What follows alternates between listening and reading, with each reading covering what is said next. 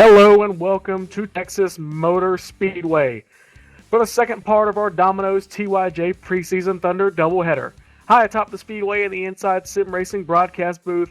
I'm Gabriel Well alongside Tyler Herman, driver analyst Bucky Burt, here to bring you the Pit Stops for Hope 120.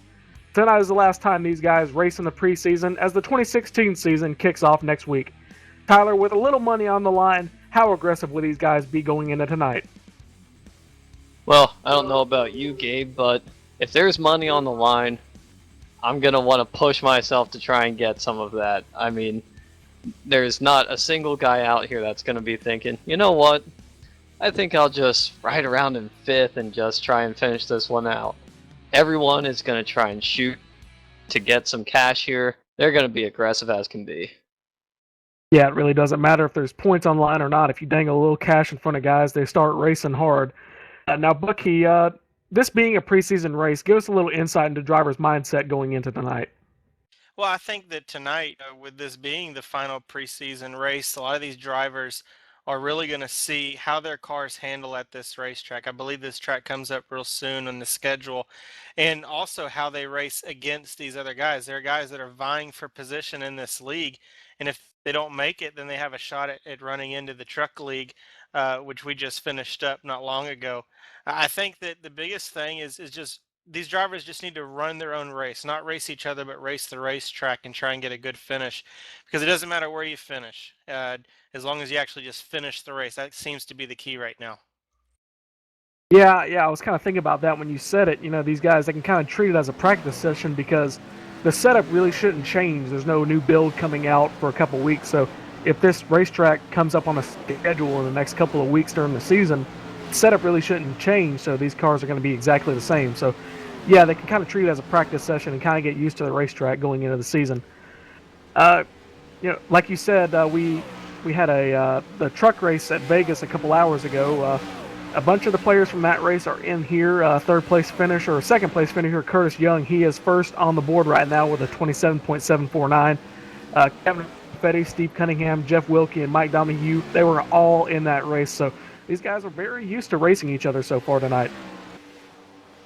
Yeah, they are, and these are the same guys that have been practicing all preseason long. Not everyone's been coming to the practice races, and I'm not surprised that these are the fast guys right now. It'll be interesting to see if they can stay up front and qualify up front. Yep, your winner in that truck race at Vegas was Philip Mayer in the 17. He's practicing right now in the 16th position, so doesn't seem to have a hold on the racetrack just yet, but we still have qualifying, so he may be holding something back right now and kind of sandbagging Tyler. You've raced in big fields a lot in the iRacing series. A field like this, we've got over 30 cars. What's your caution count for tonight? Is it going to be kind of a jam-up session, kind of a demo derby, or is it going to be like we saw in the Truck Series race and only one caution, very clean race? Now, everyone hopes for a clean race. Texas here is a bit, as each track has their own personalities. Texas here is different from Las Vegas, where you come off of turn 2 and the car is just going to keep pushing out more and more towards that wall. I really think we're looking probably conservative number, maybe 5 cautions, because there are going to be guys that just push out there, and when they do, they're going to hit the wall, come right back down across into traffic, and you'll see big junk off of 2. Yeah, before we get the qualifying times up on the board before these guys take their laps, Bucky, I'm going to go to you first. What's your expectations for the race? Who's going to be fast? I honestly think that Kevin Fetty is going to be one of the guys to beat tonight. He's been one of the top guys in all of these practices that Domino's TYJ has done during preseason Thunder. I think Mike Donahue is going to be good. I'm looking to see Ray Richard to be consistent. He's one of those drivers that is consistent as long as he can stay out of trouble. And he usually ends up being from someone else's doing. Sean Meyer is another one that's been tough in preseason Thunder, but like I said, there's a lot of these guys that have not practiced with the majority of these guys, and it'll be interesting to see how they stack up with the competition. Tyler, same question to you. Unfortunately, you could not join us in the broadcast booth for the race at Vegas because of technical difficulties, but you were watching. Anything you saw in this race that can translate over? Well, with Philip Meyer's winning strategy of staying out and getting tires last amongst everyone else, I think possibly that could be another winning move there. I want to keep my eye on Philip Myers again. So far he's 5th on the board for Q, so now 6th, but still, I want to keep my eye on him again, see if he can't pull off another victory like that. Yep, a lot of these guys taking times right now. Like you said, Philip Meyer, he's around the top 10, top 5 area. Steve Cunningham's got the provisional pole right now with a 27.765, so good lap for him, see if he can hold on. Sean Meyer right now is in the provisional outside position in the double zero with a 0.786, so a lot of close times here. A little bit more spread out than we saw in the Truck Series race, but I guess that kind of lends itself to these Cup cars that are a little bit harder to drive.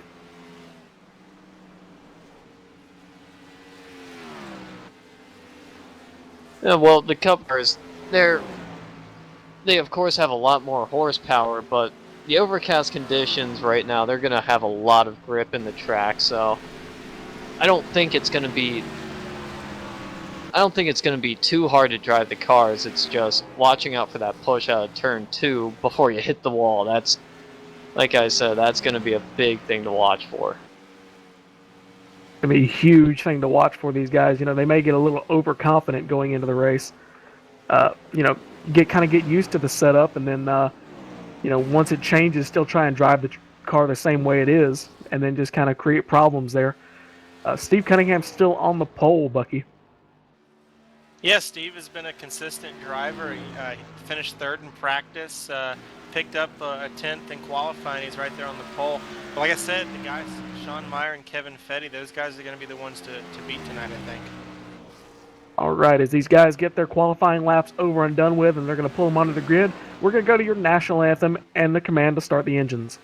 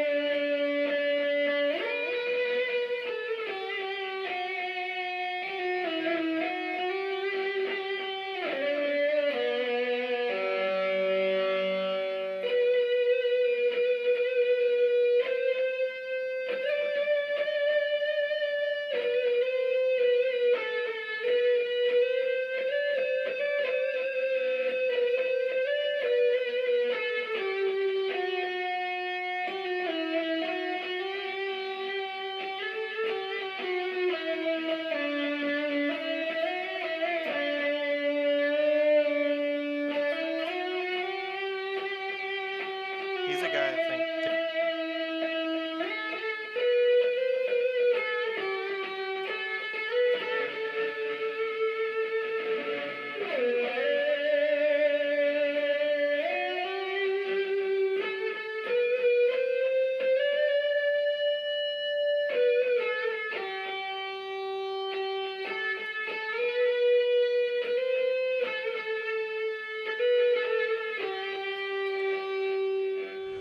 Drivers, start your engine!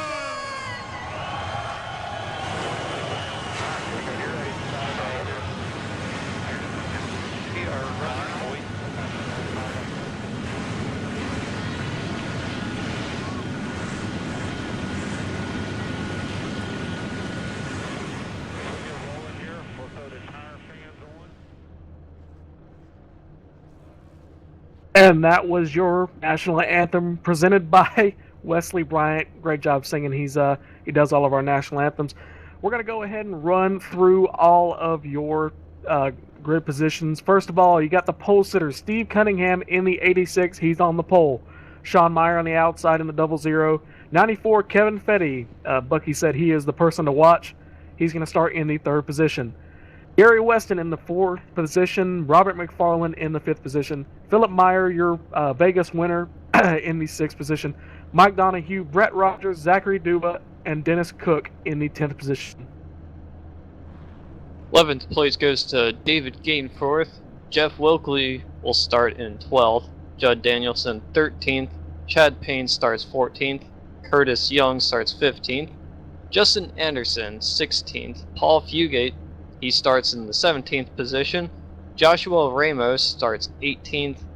And in row number 10 on the inside, Ryan Steinecker. And on the outside of row 10, Ray Schmidt starts 20th.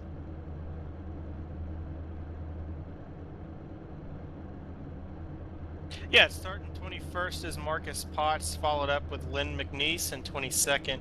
23rd, Jim Locking. 24th, Ray Richard. 25th will be Dean Viney. And 26th will be Chad Klinger. After Chad will be David May, then Don Morris, Eric Hawk, James Fain in 30th. 31st is Russ Coe. 32nd is Ivan Jones. 33rd, Moses Neresco. Hopefully I didn't butcher that one. And 34th, rounding out the field, it looks on time, is Brent Scott. Brent Scott, the last guy to take a time, clocks in with a 31.118. Of course, he probably wants to start in the back. The drivers who have not taken time so far but are provisionally in the field, the 38 of Curtis Aho in the 35th position, Tyler Roberts in 36th, Gary Brown in the 37th position. So that lines up your field. Last thoughts before we go to green.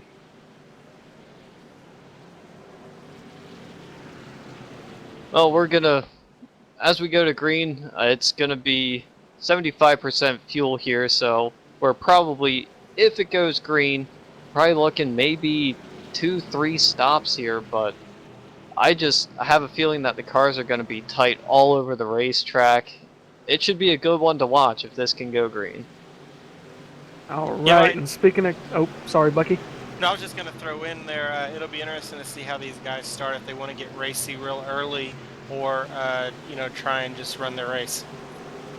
Well, running the race is what they're doing. Green flag in the air. They come across the start-finish line side by side. The race has started. 1 of 120 laps here tonight. Side by side, your front row, the 86 of Steve Cunningham. 00 Sean Meyer side by side. 86 gets the jump and gets the inside position. The 00 is going to fall back in behind him.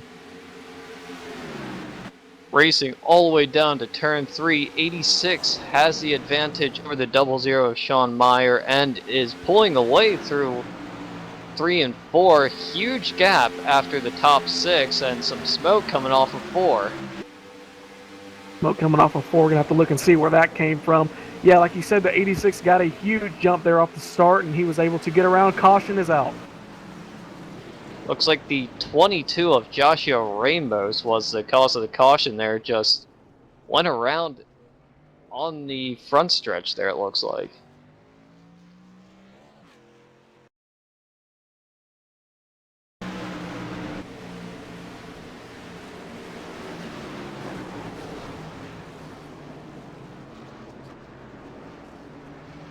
Not looking back, it looks like the 22 just got a bit too high on the front stretch, brushes the wall. 84 with nowhere to go just gets collected. That was 84 machine of Len McNeese and 71 of Dean Viney getting involved in that tangle. So far, night's maybe ending early for a couple of these guys on lap 3.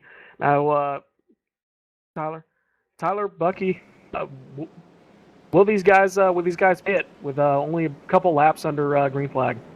I was just thinking that, and if I were in the race, I'd go ahead and pit if you're in the back. If you're up front, that'll be interesting. I think that if some of the leaders pit, maybe those guys that did not get a good qualifying run may stay out, try to gain some track position. Yeah, I would Say say that if I were behind 20th place, I'd come in, and it looked like some guys were leaning on each other a lot during that first lap, so some guys might try and come in and fix a little bit of damage if they need it. There was a lot of smoke off of 4 there, so I'm not sure if there was more contact. 71 leading them down to pit road, coming to you, Tyler. 71, Dean Viney, the guy that was involved in that last accident, pulls it down onto pit road. The 44 as well, and the 22, Joshua Ramos, also involved in that accident, are coming down to service, 4 tires, fuel.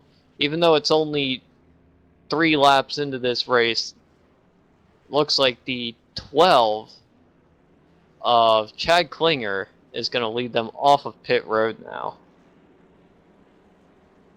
Not a lot of the leaders choosing to pit right now. Looks like almost the majority of the field. If you weren't caught up in that wreck, you stayed out. Running order is pretty much the same. You still got Steve Cunningham, Sean Meyer, Kevin Fetty, Gary Weston, and Robert McFarland, your top 5 running. They all started in the same position they're in right now. So everything kind of sorted out there after the green flag. We saw Sean Meyer side by side with the leader, but it kind of sorted out from there, Tyler. Yeah, it looked like the top 6 or 7 just kind of broke away from the field.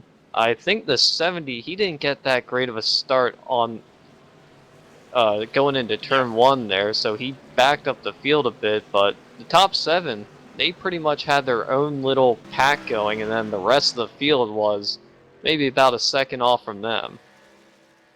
Yeah, we saw Steve Cunningham. He pulled away there on the start.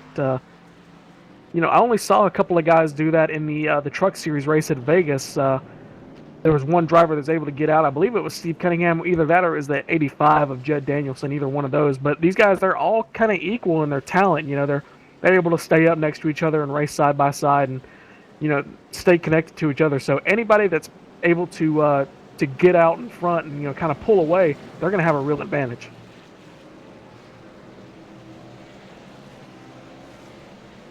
Yeah, it'll be interesting to see after these guys shuffled it real early in the race. The caution comes out with lap 2. Those guys that are in the back, if they kind of just maintain position and just try to work their way up through the field and let these leaders kind of just take themselves out of contention. Yeah, tires is going to really be a deciding factor. I keep referring to that truck race at Vegas. It was really a good race and kind of gave you an idea of what to see in this race.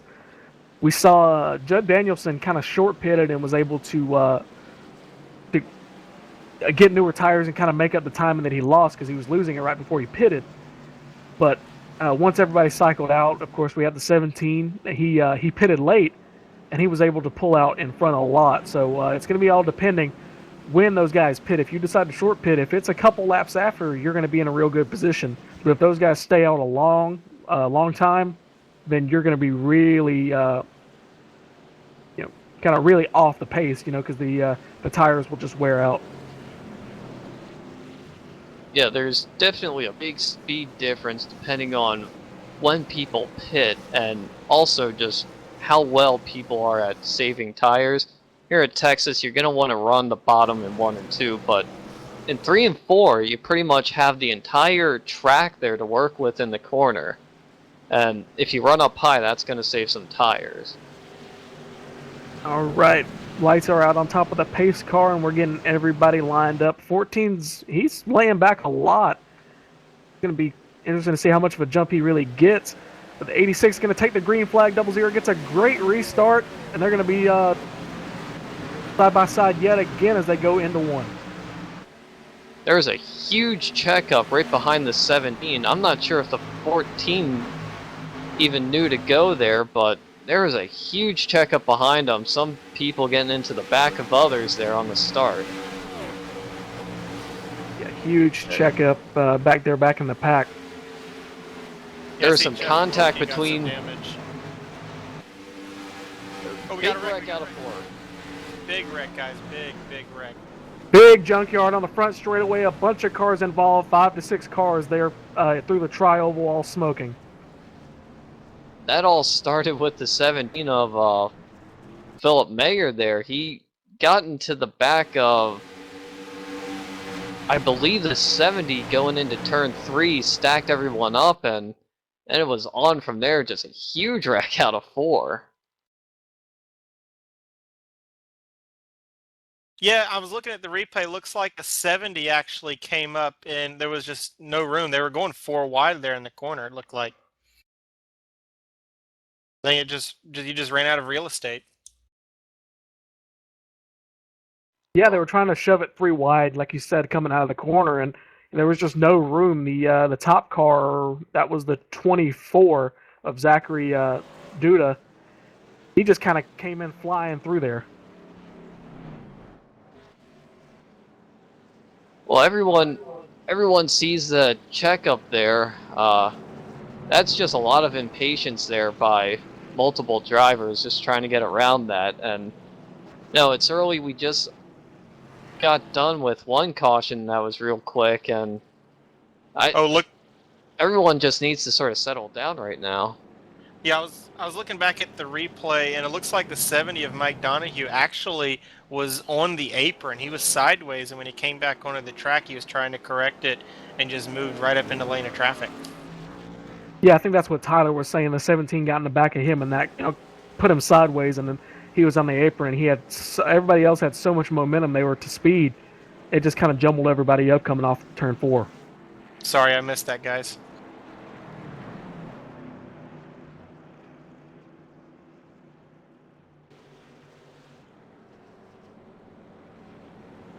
All right. Well, while we're sitting here under caution, we're going to go LSRTV nonstop.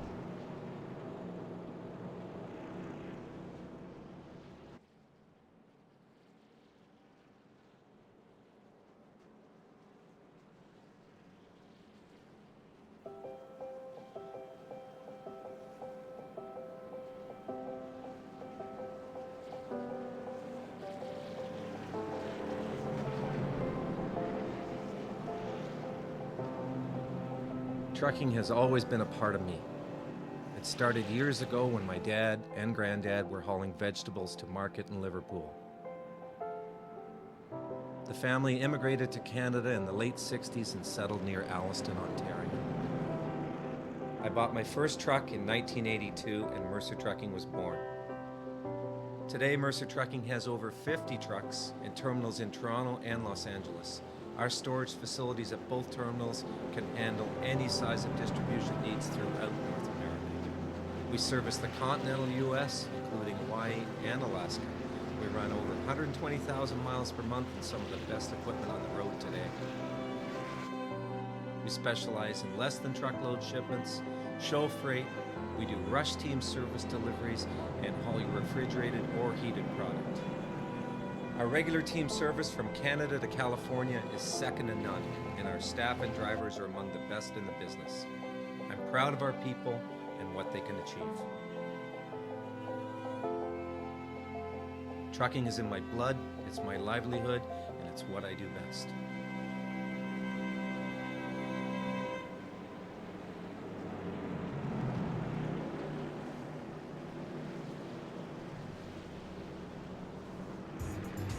Simulated racing can be awesome, but it can also be kind of a free-for-all. Interestingly, auto racing faced the same problem in its earlier days. Whether it was on the back roads, the beaches, or the city streets, the racing was fun, but there was always a certain level of chaos and danger, until some folks came along and put some order to all of this. Stuff like official racetracks, regulations about weight and equipment, and enforcement of standards. That's what gave us high-speed excitement, fast-paced action, and photo finishes. That's when racing became racing. The guys over at iRacing.com have made the same transformation in the world of sim racing. Sure, they've got the most accurate tracks and realistic cars out there, but that's just the start.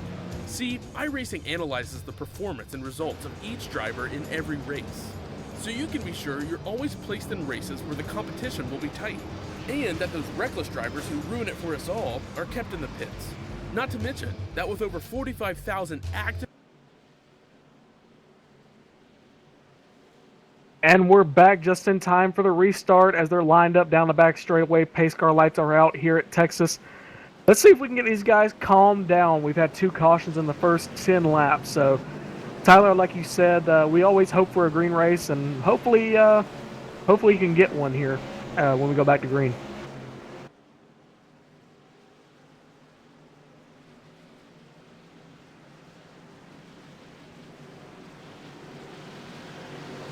All right, little issue on Tyler's microphone. The pace car comes out of turn 4. It's going to pull down to pit road. Green flag is in the air. 86 get a good restart again, but the 00 gets the run on the outside. He's going to have the 86 clear by the time they get to turn 1. So move the 00, Sean Meyer into the lead. The 41 on the outside of Robert McFarland. McFarland making a good case on the outside, but he is not going to win that battle.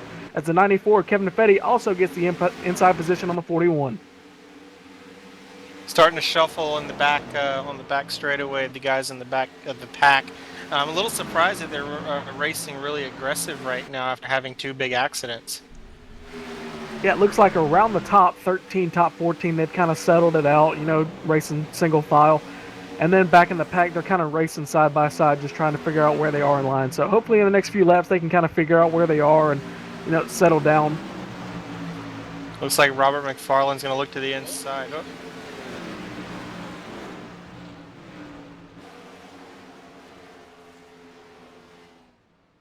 22, Joshua Ramos in the inside wall, no caution, thankfully, but he is on the back straightaway slow, and he gets the tow. So Sean Meyer, I was just about to point out, the 86 kind of got to the inside lane of him, but the Sean Meyer held good on the outside lane, so he was able to get the position back. As Sean Meyer, he's pulling away in that 00 from the 86. It looks like the 86 is just trying to get a different line, feel out the track right now. Everyone in the top 5, 6 here have spread out and are just trying to more or less settle in instead of racing as hard as what we've seen the past couple laps now. Yeah, you're already seeing these guys spread out. We got about a 2-second gap through the top 5. So these guys, they're kind of showing their speed. They're spread out and they're racing pretty clean. When they get the chance to pass, they will. So I'm kind of liking what I'm seeing. Hopefully they can keep it up. Yeah, I think we may end up staying green flag racing here because everyone seems to be spread out pretty good now. So I guess now we'll just see who can save their tires, and we'll have some comers and goers. Little battle here, back half of the top 10, around the 10th and 11th position, guys. They're just trying to, like Tyler said, feel out their lines. We got, I believe that is, looking at the names. Yeah, Brent Rogers moving the inside of the 23 of Gary Brown. David Gainforth got by him that last lap. So the Brent Rogers, he's trying to work his way back up the front. Ryan Steinecker underneath 3 of Brett Rogers, trying to make the pass work in 3 and 4. He's going to get it coming out of 4 there. Steinecker, he started back in 19th position. He's trying to fight his way up to the top 10, and he's got 10th place right now, but Brett Rogers coming right back on the inside now. Talk about a hard charger. One of the drivers who did not qualify, did not take a time through qualifying, is Gary Brown in the 23. He started in the 37th position. He is in 8th right now, so great job from him to be able to come up through the field so fast. Especially to miss those 2 major accidents that happened right in front of him. Yeah, it takes a lot of skill to maneuver the way through these wrecks. Also have to be a little bit lucky at where those wrecks happen and where you are on the racetrack. Is 41 Robert McFarland. He is trying to work his way back up to the front, but he is not getting anywhere. He tried to move to the outside, did not work for him. Moved to the inside, did not work. So he's kind of holding station right now. Yeah, it looks like McFarland, he's trying to just sort of run his own race right now, but now we're looking at a new 3rd place driver, or 4th place driver, Philip Meyer. It looks like in the past few laps he's been trying to push his way back up to the front. Now it looking underneath the 94 of Kevin Fetti in turns 3 and 4. 17, good position, gets the inside run. 94 pushes way high, but they're side by side through the tri-oval. Looks like 94 is going to have the 3rd position in that lap, but the 17 has got a good run. He's going to dive it in hard to try and get clear. Looks like Philip is backing up where he ran in the truck race a little bit earlier at Las Vegas, trying to stay consistent, run his own race. He's doing a good job at it so far. Yeah, Philip, he ran such a good race in the Truck Series race at Vegas. He was able to have about a 5-second gap, so he really didn't even have to worry about anybody for the last 20 laps. So hopefully, if he can run a race like he did there, and it looks like he's trying to, because he's coming up through the field, and he's got Steve Cunningham in the 86 in his sights. Yeah, it won't be but another couple of laps, and he'll be around him for sure. Now, while these guys are battling for that second place, Sean Meyer, he's starting to check out from the field. He has about a 1.5-second lead on second place right now, just from the three of those guys just fighting for that second place. Yeah, with how fast the 17 Philip Meyer looks, question is when he gets by the 86, which he's doing right now as he gets the inside run, you know, how worn will his tires be? Will he be able to cut into the lead of Sean Meyer in the 00? Or has he kind of used them up just trying to work through the top 5? Well, how fast is Sean Meyer actually running right now? That's the question. They actually cut the lead down 0.2. Yeah, they cut the lead down 0.2 just by running side by side. So, you know, these guys are all fast. It's just, you know, kind of picking the spots where to run fast. You know, Sean Meyer, he pulls out a little bit, they pull back in. So, a lot of equal cars right now. Well, as Bucky pointed out early in the broadcast, the guys you see in the top 5, 6, and so, those are guys that have been around in the preseason for every single race. They're the ones that know what they're doing, who they're racing against, so they're the most comfortable out there. They're going to be able to race each other and then fall right back in line and try and conserve the tires to where they can try and make a run for the lead again.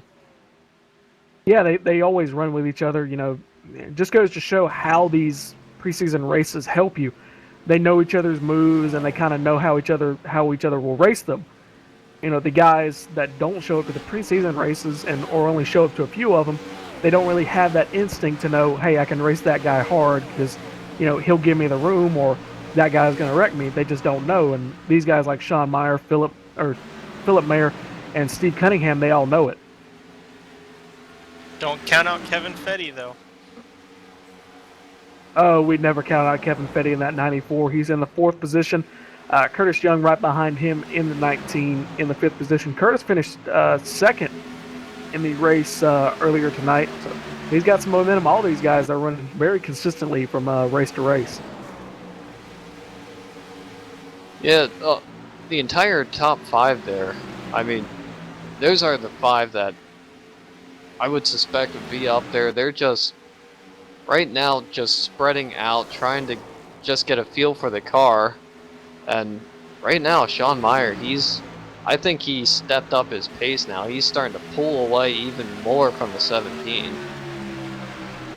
Yeah, he just pulled out 4/10 that lap. So a lot of speed from that 00 Sean Meyer. But like I said before, is he going to kill his tires? Because he's running so much faster than these guys. Will they be able to catch him once the tires wear out? And those guys have got to be running real hard themselves, battling each other. That second position. Looks like Philip Meyer's kind of checked out a little bit from Steve Cunningham in 3rd. And yeah, he has. We got a pass for 3rd. Kevin Fetty gets by Steve Cunningham. So don't count out Kevin Fetty. Like you said, he's coming. So move him up to the 3rd position, move Steve Cunningham down. As Curtis Young in the 19, he's going to look to get around the 86 of Steve Cunningham. Yeah, now that last lap going into turns 1 and 2, the one thing I saw, it looks like most of the guys from 3rd there are all just following each other in their tire tracks because Kevin Fetty went down into turn 1 and 2. His left sides were right on that first seam, and the 86 and the 19 were just following right in his tire track, so it looks like everyone's just trying to run the same line and just try and keep pace with the guy right in front of him as the 19 goes around the 86 for 4th place. Looking back here, outside of the top 10, looks like for the 11th, 10th position, we've got a bunch of guys fighting. 14, Gary Weston, Curtis Aho, and Dean Biney caught up in that accident earlier. They're all racing very hard. Here comes the 85, Judd Daniels, and he almost won the truck race. And then followed by him is the 12 of Chad Klinger. Yeah, Robert McFarland, who was a contender at the beginning of this run, he has dropped back all the way to 18th. He apparently does not have a handle on this racetrack right now. No, I think he may have been a qualifying specialist, to run up there up front and qualify in the 5th position. But once the race runs on, he kind of can't keep it together. The car just does not drive the same, and he just can't get a rhythm going. Looks like the 20 of Eric Hawk tagged the wall there. He's running in the 22nd position. These guys battling for 20th and 21st are shaking it up, swapping position. Great racing in the back of the pack, especially with these lap-down race cars. Yeah, it looks like we've got 25 cars on lead lap right now. Lynn McNeese in the 84 looks to be the next person to go a lap down in the 25th position. So, these guys, most of the lap down cars have been caught up in wrecks. I mean, you don't usually see guys over a couple laps of a run go 3 laps down. So these guys have got some serious damage. So a lot of these guys, they're able to keep up really, but it's just, those little tenths of a lap add up. Yeah, and Robert McFarland continues to drop. He's fallen all the way to 21st now. Yeah, Robert McFarland is actually on pit road right now. Not sure if this is scheduled. Steve Cunningham also on pit road as well. They might have just been dropping back just to get to the inside to get onto pit road there. This looks like it's a scheduled stop for Steve Cunningham here and 41 of Robert McFarland. There's one car that I've been watching in this run that has come from the back, and he's just methodically picking his way up through the field, is the 53 of Ivan Jones. His practice time was a 27.93, and then his qualifying, he was 11th in practice, 32nd in qualifying. I think he just wanted to start in the back. He's all the way up to 16th right now. The car looks clean as a whistle, and he's just marching his way up through the field. Yeah, really taking advantage of those bunch of wrecks. The other guys who started outside the top 30, Gary Brown, he just pitted, so we're starting to see some green flag pit stop. The 38 of Curtis Ayo, he started in the 35th position. So a lot of these guys taking advantage of these wrecks as we're getting some green flag pit stops. Yeah, it looks like everyone that's starting to pit right now are the guys that did not pit on the first 2 stops, so I'm sure this is all right outside the fuel window here. I'm almost expecting Sean Meyer to probably come down the pit road here in the next 2-3 laps even. So, got to keep an eye on the fuel and the tires right now. Yeah, at Vegas in the Truck Series a couple hours ago, pit strategy was the determining factor because 17 of, I'm losing it, Philip Mayer, the 17 of Philip Mayer, he was around the 2nd or 3rd position before pit stops. He bided his time, pitted at the right time, and was able to have a 5-second gap. So pit strategy is a really big factor going into this race. And Sean Meyer, he's coming around, and he is going to stay. Oh, he's going to stay out. He's going to bypass the pit lane this lap here. And speaking of Philip Meyer there earlier, he's now locked into a pretty good fight here for 2nd place with Kevin Fetty. Kevin Fetty on the bottom side, exiting 2 there. He's going to get right up alongside of his door now, going down into turn 3. Kevin Fetty's going to have the bottom lane there. This is actually a pretty good battle between the 2. Tyler. Good racing here. These guys giving each other, like I said, a pile of room, and you could fit about 3 or 4 cars in between them. Very clean racing right now.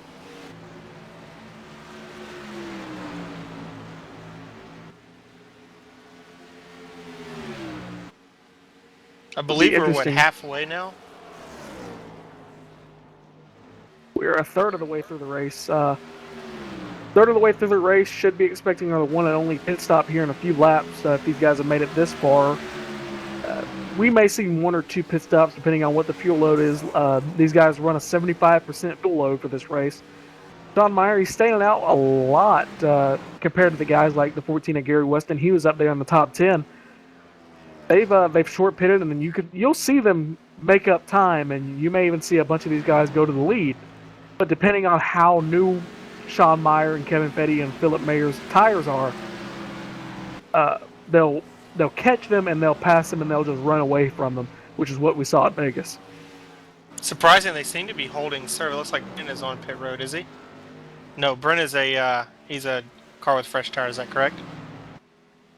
One car No, on the pit road is the 50. number Sorry, Tyler. 3 of Brett Rogers, he is still on the same cycle as Sean. Cars on pit road, Curtis Young in the 19, Philip Mayer in Leader's pitting. the 17. So, yeah, everybody's pitting. We should see Sean Meyer. Yeah, Sean Meyer is on pit road now. Kevin Fetty actually closed up a gap on Sean Meyer coming to pit road. They're both on pit road now. Aggressive entry for Kevin Fetty. Should see that gap go down when they exit the pit road just because of that aggressive pit exit. So we should see all these guys take 4 tires. I wouldn't think anybody take 2. No, at this point in the race, you're not going to gamble with 2 tires. They've been out on the same set of tires for about 40-some laps here, so definitely after 40 laps, you're going to take 4 tires each time. Yeah, Sean Meyer is taking his 4 tires and fuel, and he is heading back out on the straightaway on the back stretch, joining the field. All right, well, that's going to put Brent Rogers, like you said, into the lead in the 3 car. So how long will he stay out? Man, he's just trying to get some bonus points for the preseason trophy, I guess.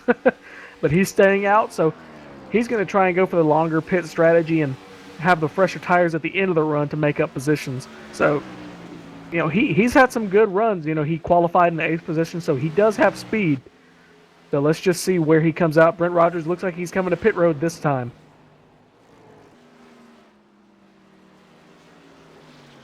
Brett Rogers trying to get all the way down to 50 miles an hour right now, and after running out on the track there, this 50 miles an hour just feels like a complete crawl, and you're just sitting there just wanting to go as you see everyone fly down the front stretch on your outside. This is fun watching Sean Meyer pick his way through these leaders here to try and get his lap back. He is in a swarm of race cars right now. Oh, man, thank you for pointing that out. I was sitting there paying attention to Judd Danielson. Yeah, Sean Meyer has got a handful. You know, he's not waiting for these guys. Who's that going through the grass? Was it 28? The 20 of Eric Hogg. And surprising, Kevin Fetty has not picked up much time after getting off of pit road. He's actually losing time to Sean Meyer.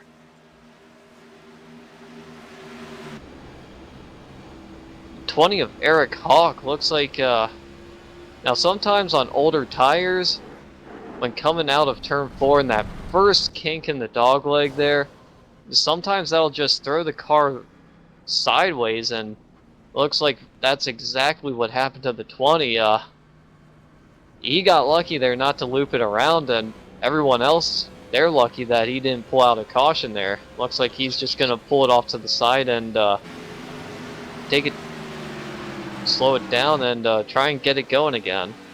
By the way, while you were reviewing that, Sean Meyer had unlapped himself and is just pulling away from Judd Danielson. He won't be long once these leaders 1 through 3 pit. Sean will be the leader again. Yeah, Judd Danielson, he's doing the opposite of what he did at Vegas. He was the driver. He's coming to pit road right now, but he was the driver. No, he's not coming to pit road. Okay, he's slow like he was going to. That was a weird exit of the corner, but he pitted early, very early from the other drivers, and was able to make up time and even get the lead, but the tire wear was just so much that he could not make up the positions. So, you know, he slowed down the back straightaway. Second place driver, Ivan Jones, is pitting. Now Sean Meyer is up to second place. So right now we're just waiting on Judd Danielson, the only car to not make it to pit road yet. Judd Danielson is actually on the apron of 3 and 4, very slow. Not sure if he might have actually ran out of gas there. He was slow by the time he, that lap, he was actually very slow as he came out of turn 2 and dropped all the way to the apron. Well, I guess Judd Danielson cannot catch a break. You know, you kind of damned if you do, damned if you don't. Pitted early in the truck race at Vegas, and now he waits a little late in the cup race, and it's going to bite him both times.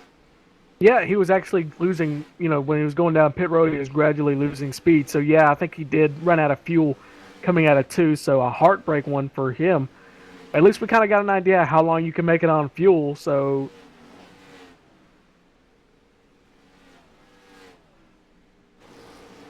With him pitting, or with him running out of fuel, that's going to cycle Sean Meyer into the lead. Gary Weston, I believe, is going to inherit the 3rd position. So he's side by side with Ryan Steinacker, so exchange for the 2nd position. I'm still trying to figure out what happened to Kevin Fetty, because ever since he pitted in 2nd place behind Sean Meyer, he has just stalled. He's running 19th right now. He's back on pit road. Okay, wow. Back on pit road goes the 94 Kevin Fetty. Apparently Got some Kevin sort of damage. Yeah, he must have got damaged trying to make his way up through the field, so he was not as lucky as Sean Meyer, because Kevin came out just not far after Sean did. Yeah, I think they were both working their way through that same bit of cars. That the pack of lap down cars or lead lap cars that Sean Meyer was trying to work his way through. I guess Kevin was right behind him and just like you said, just got unlucky and didn't work his way through and got a little bit of damage. It's amazing. It's amazing how this race is kind of shaped out. Robert McFarland dropping through the field at the beginning of the run. After pit stops, he's up to 5th now. And I got to brag a little bit on my co-host, Ray Richer, running 6th right now, 7 seconds off the pace. Good run for Ray tonight. Great run for him. In front of the leaders, that was... One of the lap cars got in the wall. The number was kind of hard to read. I couldn't see it.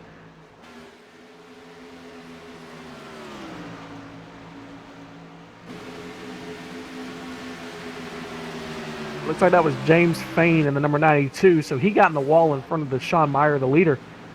Close call for Sean Meyer as he got that huge lead. And he's pulling out in front of Curtis Young, so he's pulling out about a 10th every lap. Yeah, Sean Meyer is really showing that he's the class of the field right now tonight. And looking through the field, there are a lot of cars with some right side damage. And looking back, I went and watched what happened to Kevin Fetty there.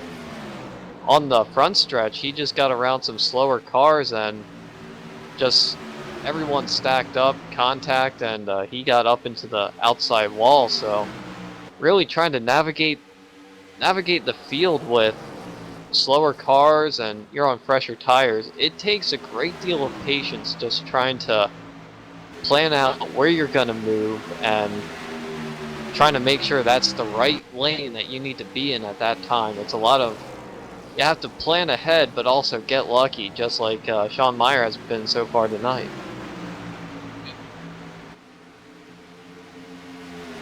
Yeah, you want to touch back on Sean Meyer, one of the drivers that has practiced this entire preseason Thunder for Domino's TYJ Racing League, and one of the drivers that I said to watch tonight. He is definitely proving he's going to be a tough guy to beat this season.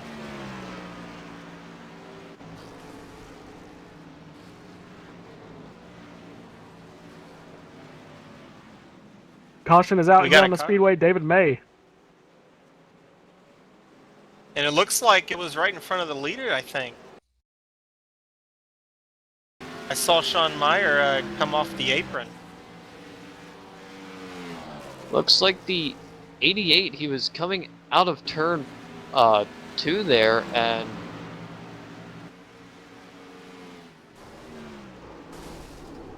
yeah, the 88, he came out of turn 2, saw the 29 slower, and he just cranked the wheel more to the left, and when he did, it just threw the car sideways down into the wall, and Sean Meyer just taking evasive action, trying to avoid making the incident more than what it just was. Well, as we sit here under caution, we just get everybody lined up behind the pace car. We've crossed lap 60, so that is halfway. So we're going to get the iRacing Midway race break, brought to you by iRacing, the leader in motorsport simulation and the official sim racing partner of NASCAR. Sean Meyer, as we've said, has been the leader for most of the race, followed by Curtis Young in the number 19. Ryan Steinacker in the 3rd position, Curtis Ayo in the 4th position, Gary Weston, Brent Rogers, Robert McFarland, Ray Riker, Philip Mayer, David Gainforth in the 10th position. Yeah, 11th is Justin Anderson, Jim Locking, Dalton Ivan Jones, Moses Nesreco, I cannot pronounce his name correctly, Don Morris, Dean Vinny, Chad Klinger, Jeff Wilkie, and Gary Brown, and Judd Danielson in 20th position. Steve Cunningham, an old leader in the 86. He is in the 21st position. Lynn McNeese, David May, the reason for the caution, is in the 23rd position, 2 laps down. Brent Scott in the 24th position. Eric Hawk in the 25th position, 4 laps down. Kevin Fetty, 6 laps down. Ray Schmidt, Dennis Cook, Chad Payne, Joshua Ramos, James Fain in the 31st position. Paul Fugit and a bunch of these guys, they just fell on hard times, and they have not had the preseason race they wanted to. Yeah, after pit stops under caution, Sean Meyer retains the lead, and looks like guys in the top 10 have kind of shaken up. Ray Rich actually fell outside of the top 10.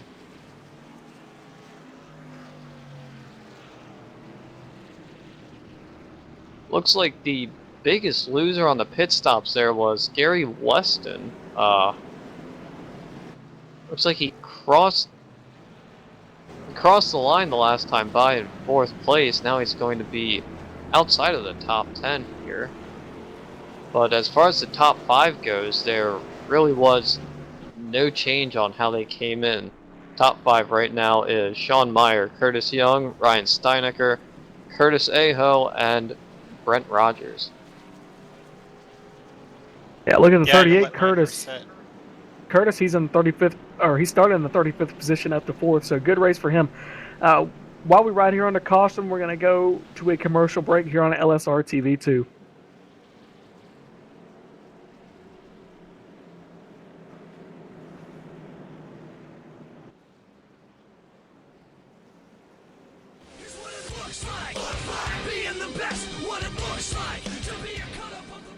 Our research shows drivers want to lead with no cheating, kids wrecking me, admin favoritism, multiple fast repairs, intentional wrecks. Drivers we interviewed also want to lead with clean competitive racing, clear-cut rules, enjoys having all the drivers, a full field of drivers, end-of-year cash purse, follows the rules on a constant basis. At Domino's TYJ Racing, we listened to the drivers and created a league with high integrity and professionalism, just like Domino's Pizza has maintained for the last 55 years.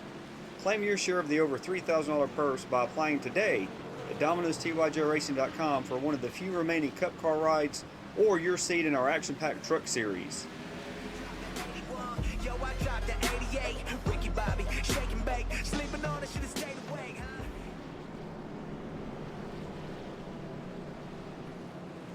We're back. We're lined up for the restart here in Texas. Lined up 2x2 behind the pace car. Sean Meyer, your leader after pit stops. Curtis Young in the 2nd position. Ryan Steinacker in 3rd. 3rd caution tonight, just past the halfway point. So, Tyler, I think we're on track for your about 5 or 6 caution prediction. Well, I still hope that I'm wrong with this. That was a fantastic green flag run there. You saw plenty of strategies trying to be played out, and Sean Meyer proving that he had the winning one so far. Let's see if he can keep it up in the second half of this race.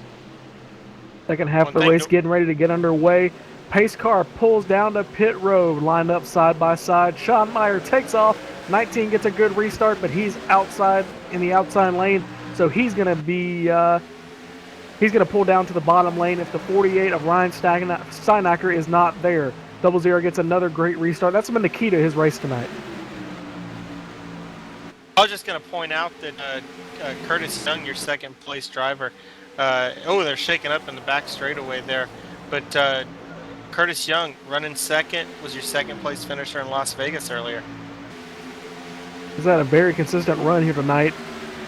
Looking to get the momentum going into the 2016 season. So he's running very well. Looking forward to seeing his name come up a lot during the regular season. He's making a charge right now on Sean Meyer. It seems to be like he's the only guy that's been able to keep up with Sean so far in this race, even though it's kind of late in the going. Looks like we got a battle for the third position. Sorry, Tyler. We got a battle for the third position. 38 of Curtis Aho trying to get the inside spot. Oh, we got a car going through the middle of the tri-oval. Brent Rogers through the infield. No caution. They keep going as Brett Rogers tries to recover from that spin. But as I was going to say there, Gabe, I'm really impressed with Curtis Aho right now. Fighting for that third place. He didn't even put in any sort of practice or qualifying laps. His first laps out on the track were green flag race conditions, so I'm really impressed that he's been able to fight his way all the way up to the front here. Looking at the replays, looked like Brent Rogers kind of just took an awkward line going through the tri-oval and ended up putting him in the wall, and it sent him down across the racetrack in front of your Vegas winner of the 17 of Philip Mayer. So a lot of aerodynamic damage for him, I think. So wouldn't expect him to see the 17 up at the front anytime soon.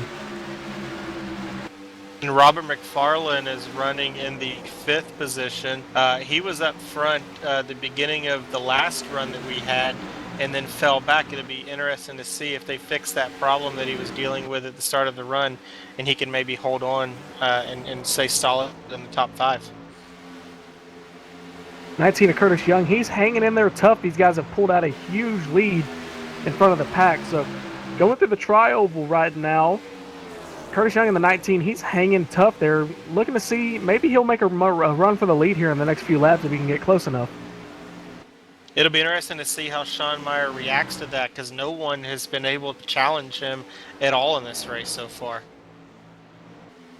I don't know about you, but I think the challenge has ended because the double zero is pulling away again. So I think on the restart, Sean Meyer is very vulnerable. You know, everybody has about the same car, but he's able to just kind of pull away on the restart. Lap car does not get out of the way quick enough, and Sean Meyer makes a darting move to the inside. So good move from Sean Meyer to get around lap traffic. Yeah, right now, if I were Curtis Young, I would just sort of keep within that half-second distance off of Sean Meyer, just trying to match him lap by lap on time, but this is the closest we've seen anyone to Sean Meyer so far this race. And Sean has a good enough lead on the guy running third, Curtis Aho. So if he can just kind of keep his distance that he's running right now up against Sean, he may could pull off a second place finish again. Bringing up Curtis, he's doing so well. Like we've said before, he started in the 35th position, no qualifying, no practice even. But he's pulling out a gap on the guys we've seen out front all night. So he's in the 3rd position, and he's kind of catching Curtis Young. So expect to see Curtis up at the front very soon. Well, looking at Aho, the past 2 laps, he's put down the fastest lap out of the top 3 there. That last lap, he ran a 28.1 to Sean Meyer's 28.3, so Aho is really closing in and trying to put up a really hard charge. We will have to see how consistent he is, though. Yeah, he comes up. He's cut that another 10th, so he's down to 1.4 seconds to the leader, and Curtis is staying about the same distance away from Sean Meyer. So Curtis is getting caught by Curtis. It's the Curtis and Curtis show. Yeah, so far the top 3 have really solidified themselves right now, as everyone 4th on back have just been battling hard for the past 5 laps here since the restart.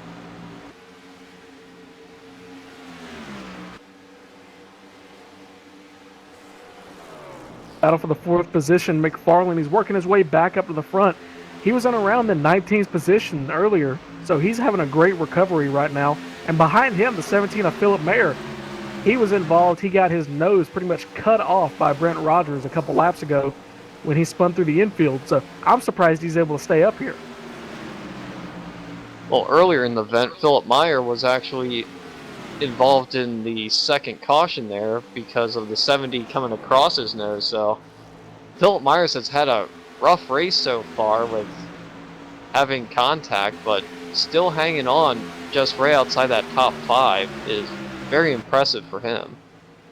If we could turn our attention back up front, here comes the 38 of Curtis Aho. He's got to the back bumper of Curtis Young, so if he can get by Curtis, Sean Meyer is right there for the taking. They both seem to be running the same line here, too. I'm not sure what happened to Sean Meyer, but he's really slowed up that last lap. He allowed both the Curtises to just close right in on him now. I think he may have gotten a little tight there coming out of turn 2, and that was able to. They were able to catch him. Lead going back down to about 0.2 of a second to Curtis Young, and Aho is about half a second back. So they've caught him, and looking back from the back bumper of Sean Meyer, they are right there. Looks like he's just holding serve right now, and then not much has changed since they've caught him.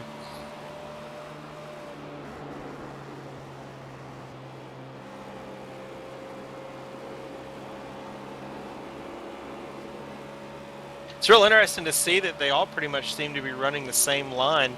You would think that they try to find a different line to try and make up some time, but it looks like the Curtis show is the Curtises are just running each other real hard, and it's actually paying off for them. They're holding serve on Sean Meyer right now. Yeah, I think what we saw earlier with Sean Meyer pulling out from Curtis Young, he kind of ran his tires a little bit hard, and then Curtis just kind of ran his own line, and now we're seeing Curtis pull back in. But now we're seeing the rubber band effect again. 19 falls back a little bit, and there goes Curtis Aho. They're falling back just a little bit more. Yeah, Sean Meyer pulls out to just under a half a second lead on these guys. So whatever happened to him, he's starting to correct it and try to put a gap on him again. Here's the lap car. Lap car Lynn McNeese, 84, almost gets in the wall as he tries to get out of the way of all 3 of the top 3 runners. So I don't even know if he got in contact with the wall. If he didn't, he got very close. Yeah, now the interesting thing to keep in mind here, everyone's going to have to pit again, and when they do pit, that might just determine who wins this race. So out of the top 3, each one of them could have a different strategy when they come down pit road, and out of the 3 of them, I think, is where your winner is going to come from. And I think it's going to end up being Sean Meyer. I just think he's too good right now. Even if he has a pit stop, I still think he's got a good enough car and a good enough strategy that he can make up the distance and win this race. I just don't see anyone beating him right now, even though the Curtises are putting on a good show for second. Yeah, everybody, all these top 3 drivers, they have that bullet in the chamber. They've got their pit stop. When do they pull the trigger on it? Because if you pit earlier, you're going to have newer tires, like we've said before, and it could win you the race. But how long does Sean Meyer or any of the other guys stay out? And that's going to be the determining factor of how much of a gap you have and how long you have that gap. You have to do it just right. Judd Danielson in the Las Vegas truck race didn't do it just right. Came too early, ended up costing him the win. In this race, Judd Danielson tried to stretch it a little bit more than everyone else. It ran out of fuel. His race is pretty much over. So you just have to make that move at the right time. And Curtis Young, he's pulling back in. They were about half a second back. Now he's back to 0.3. So I think he found a little bit different line, running a little higher lane, get the momentum. He's cut that lead down to about 0.3 of a second. So Curtis Young's coming back at him, but how long will this run last?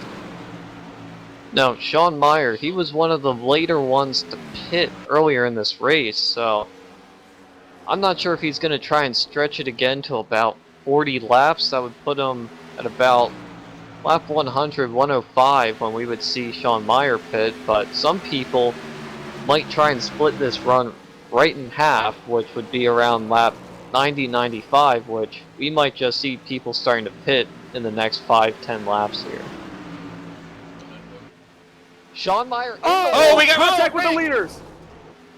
Sean Meyer goes around. I don't think he's got much damage. Left front seems to be banged in a little bit.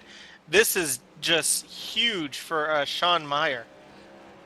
Sean Meyer, he got into the gas a little too early, hit the outside wall, came down, clipped Curtis Young. Curtis Aho, slipped right through that wreck there. Incredible, the top two taking each other out. 38 of Curtis Aho, he barely got by, but barely was just enough as everybody moves to the inside, goes on the apron. I think it's safe to say, Gabe, that this changes everything.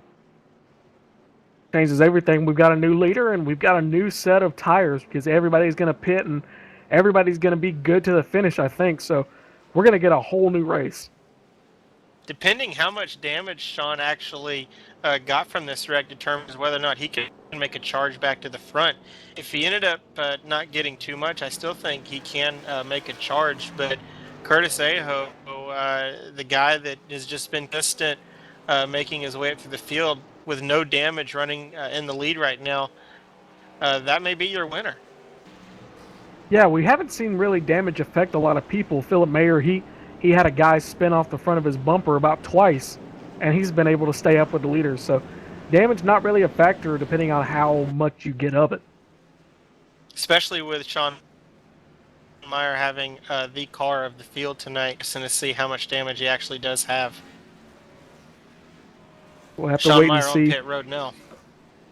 We'll have to wait and see who's going to come out on pit road and who's going to have a bunch of damage. The rear deck lid torn off the back end from what I see of the 19 of Curtis Young. So here comes Curtis Aho in the number 38. Will he get out in front? Huge lead out front, so great pit stop for the 38. So he is going to be your leader for the restart. Looks like your top five coming off pit road is Curtis Aho, Ivan Jones, Moses Nasreko, Ryan Steinecker, and Chad Klinger. Your new top five after Sean Meyer and Curtis Young get together off of turn 2. I think that's got to be our what just happened moment of the race. We had 3 guys fighting for the lead, getting ready to make their pit stops, and all of a sudden, they're both spinning down the back straightaway, and one of them's going through the middle. So, interesting turn of events. Curtis has got a really fast car. He started in the 35th position. He's had to have it working through the field. So, I think we're going to see a great battle for the win, but I think Curtis is going to come out on top. Looks like Sean Meyer will beat the pace car off of pit road. He will stay on the lead lap. We'll see if he comes back around and makes another pit stop. So far, 16 or 17 cars out on pit road right, or on the lead lap right now. Lucky your mic's still on. Yeah, now still comes back to pit road here. Now I'm interested to see what exactly I'm interested to see what Ivan Jones has now in this race. We really haven't said anything about him too much tonight, but now he's sitting right in second place. Could Ivan Jones have something for Curtis Aho here? Another person we haven't ran talked a pretty about. smart race. Another person we haven't talked about is Moses Nasreko. Really, he's in the 3rd position right now in the 26th. All 3 of our top 3 have started outside the top 30, so a lot of passing here tonight. Of course, we've had those 2 big wrecks and then a couple other cautions. So they've taken advantage of all those wrecks and all those cautions to get up here.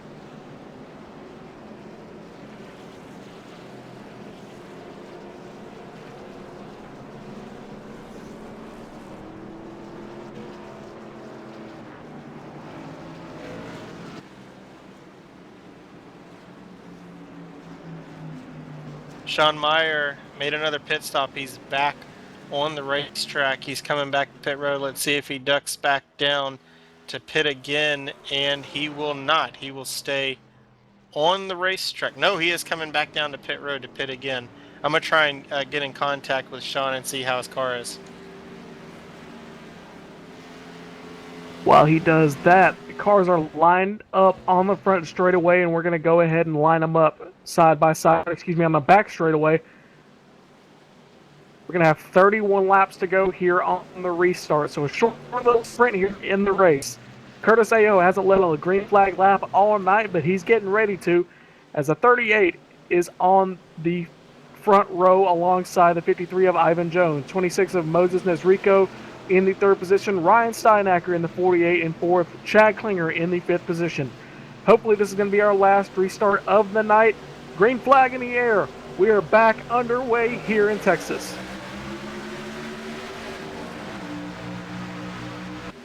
Ivan Jones with a great restart, hanging side by side with Curtis Aho going into turn 1.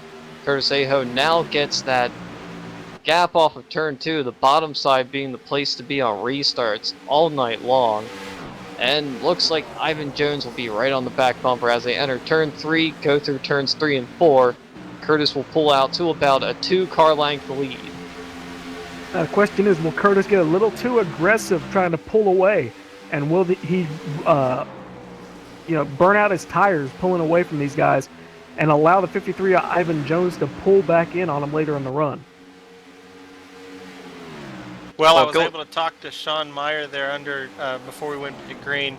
He responded with a bunch of expletives, so I don't think he's too happy with his race car right now, but definitely off the pace. Yep, Sean Meyer, your old leader in the 00, running 17th, 18 to 19 seconds behind the pack. So, unfortunate turn of events for the guy who's basically led this entire race. Yeah, real tough break for Sean, but right now it's really brought in a whole bunch of different drivers now to try and challenge for this win, as the top 5, 6, 7 are all evenly spaced out. Nobody's really been able to get away as Ivan Jones pulls up to the back bumper of Curtis Aho now. Just an update, your top 7 drivers, none of them started inside the top 15. The closest any of them qualified to the front was Ryan Steinacker in the 19th position. So these guys they've all deserved the Hard Charger award for tonight.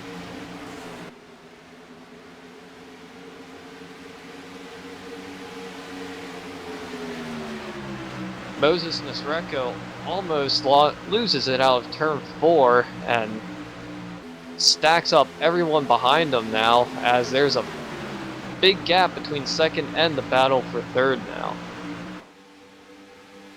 Yeah, your two front runners. Two front runners pulling away, Ivan Jones and the 53 Curtis Aho.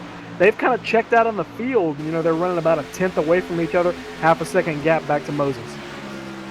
Yeah, I was going to say that. Oh, Ray Richer's off the pace.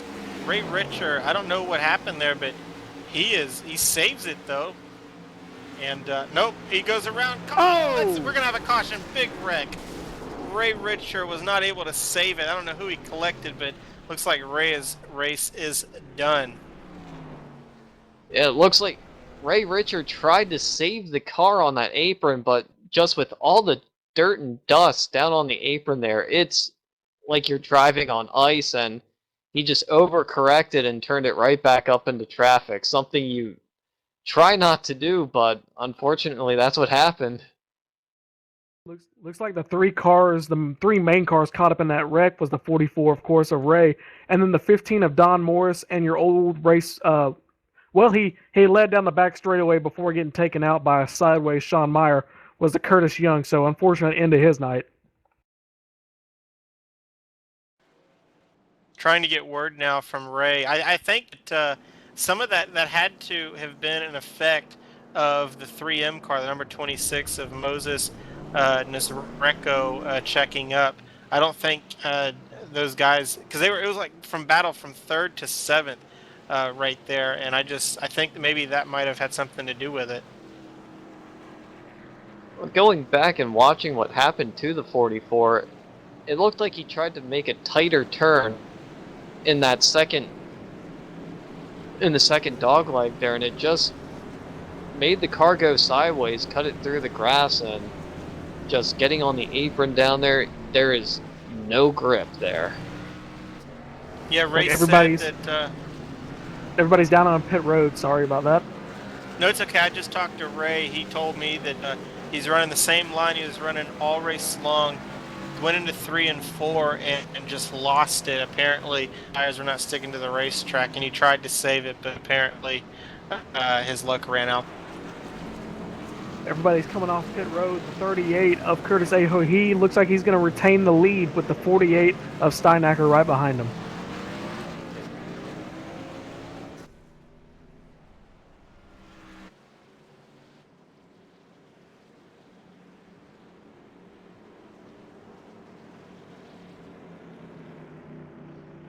looks like as all the leaders come off of pit road, your new leader is going to be Judd Danielson. He stayed out trying to make a move. He really wasn't up at the front too much tonight, except at the end of that first green flag run. He's going to try and stay out with some strategy here.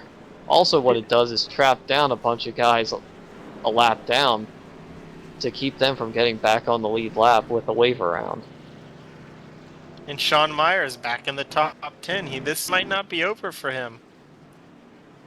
We've still got 20 laps to go here.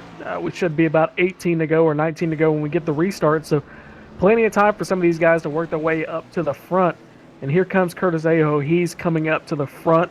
I don't think he's too happy about the fact that he lost the lead to somebody like Judd Danielson, who just stayed out. But I don't think he's going to mind somebody with worn tires holding back the rest of the field. How can you hold it against Judd right now? Because there's 2 races now that he has kind of had some bad luck with the truck race and this one. He's trying to make it happen for himself. 20 laps to go, why not, right?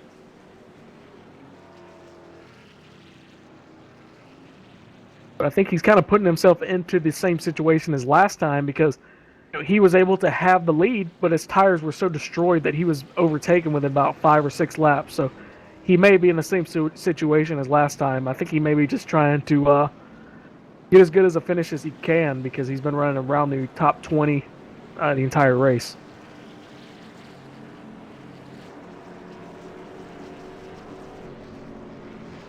All right, while we sit here under caution, we're going to pay a few bills.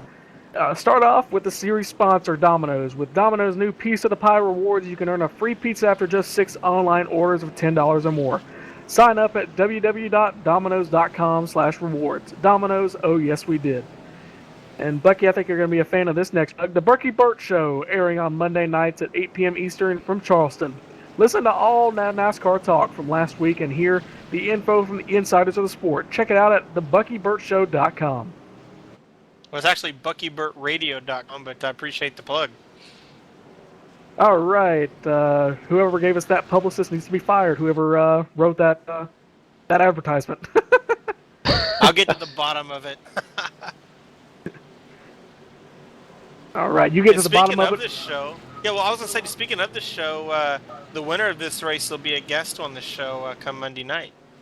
All right.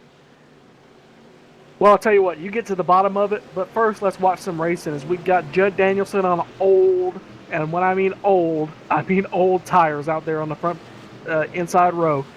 The fastest person we've seen in a long time, 38 of Curtis Aho. Here they come, green flag in the air. Curtis gets another good restart, but he's going to have the 85 to the inside. 85 is going to pull out, and that's going to leave. The 48 is going to have about a fender, so Steinacker is going to take the second position. The 38 is going to be left out to dry. Coming down the backstretch, the 85, he got a pretty good restart there, but now everyone is right on his back bumper. Caution out again.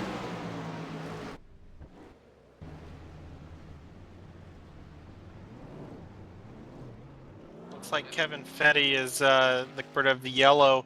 It'll be interesting to see if Judd Danielson will decide to pit and anyone else behind him if he does. I think he stays out. I think he stays out too. He's kind of made his bed now. He's got to sleep in it because he's out here on the front. He may as well try and win the race. But this is going to move Curtis. He lost the position because he didn't have that inside row. Now he's going to move him down to the inside of the racetrack. So, maybe we see if the 38 go back to the lead, and that'll give him a chance to get by Judd. I think Judd is smiling right now. You mentioned that he kind of made his bed. Now he's got to lay in it. The more laps we run under caution, the less he has to run to try to beat these guys. And if he can get this race to finish under yellow, I know the fans watching are not going to like that as well as the guys running behind him. But this may actually work out for Judd. It looks like he's going to duck the pit road. He's going to duck the pit road. Well, we're wrong. What do we know? Yeah, what do we know, right? Well, maybe he'll get a hard charge or something. You never know. Maybe the crew chief and Judd knows a little more than we do.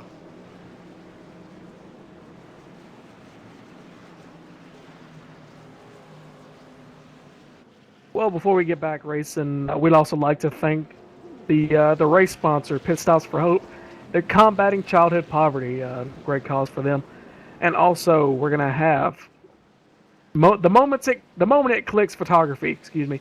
The moment it clicks photography specializes in wedding and commercial photography in Edmonton and Central Alberta. On your special day, don't worry about missing a once-in-a-lifetime moment.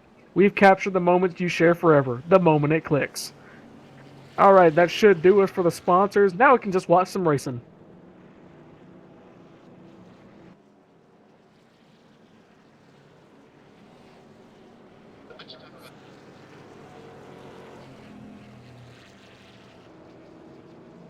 Yeah, excuse me.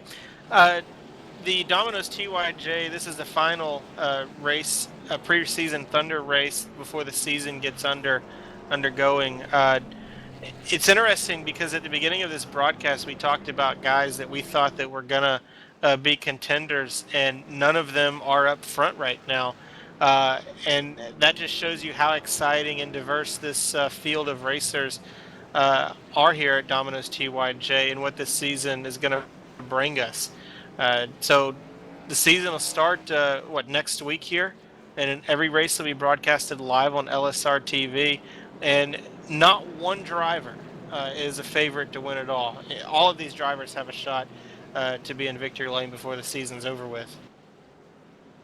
Yeah, it really doesn't matter how fast you are. You know, Sean Meyer, he pretty much checked out on the field for most of the race. But you need to minimize your mistakes, and his one mistake all night kind of cost him, and it cost Curtis Young a chance to win too. And Most definitely. Looking at the running order here, this series, the one thing I've noticed from all the preseason Thunder races, you can start anywhere in the field. You can be on the front row, you can start dead last on the field, and at the end of it, you can be all the way up front. We've seen winners come from the front, from the back, from the middle of the field to take home the checkered flag, and a little bit of cash as well, so it's anyone's guess as to who's going to win. Well, let me ask you guys, Curtis Aho, the guy running second, no practice laps, no qualifying run, is he a spoiler in this race? I think so with the race he's had. You know, it's just a super job from Curtis, even if he doesn't win this race, which I really think he will. But if he doesn't, hats off to him. Yeah, just looking when you're a driver and you see somebody come out onto the track without any sort of practice or qualifying attempt, you almost want to write them off. But Curtis Aho has really shown that he just has speed right from the get-go. He's run a smart race, a clean race, and now he could win this race. Well, you know what? I think he's had about 100 practice laps in this race, so I think he's just practicing for a 20-lap shootout, and 15 laps is... 15 laps is what we're going to get here. 15 laps shootout to the finish, 16 laps. Green flag in the air. 38's going to get a good restart, but the 48's on the inside. Should see the 48 pull to the inside, get a better run on the inside, but the 38's going to hang tough there. Ivan Jones is going to try and close that gap and close the hole down there for the 38 to get into. Yeah, with Judd Danielson coming down pit road, the 38, instead of restarting second row on the bottom, he had to restart on the outside, and as we've seen before, the inside line is the place to be on restarts, but once the tires wear in, you can run just about anywhere. There's a car sideways across the front stretch. Oh, he's going to come back across the track? Caution is out, guys. And while this happened, it looks like Curtis lost 2 positions since the start. I think Chad Klinger got around him. We'll have to double check.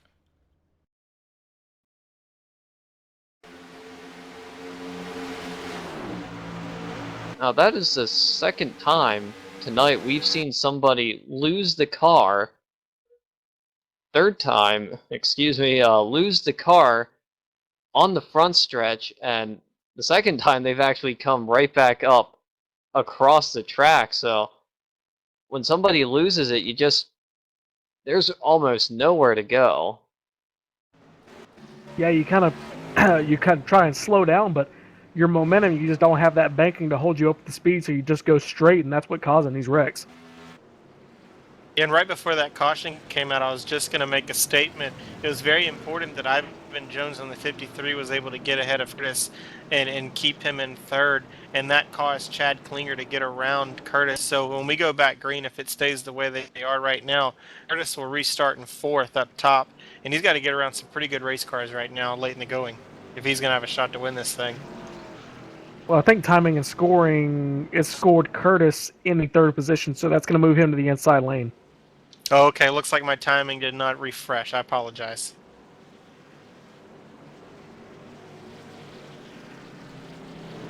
Just keeps getting better and better. Guys we haven't seen all night. Ryan Steinacker, Ivan Jones, Curtis Aho, Chad Klinger. All these guys started near the back and worked their way up to the front. So good racing from these guys as we get ready for the final preseason restart. Hopefully. We hope that this ends under green, because the racing we've seen under green has been exciting, and with coming to a restart with about 10 to go, you can just imagine how intense this restart is going to get with everyone stacked up on top of each other. And I certainly hope to see this go green the rest of the way out. I think it's going to be great.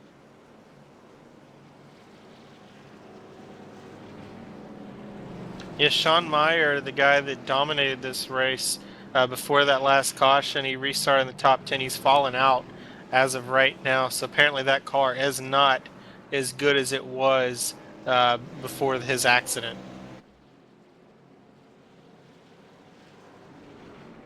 Yeah, he's kind of putting around outside the top 10, scored in 11th right now. I should see where that puts him when the scoring refreshes again as I go by this time. Don't know where he's going to end up.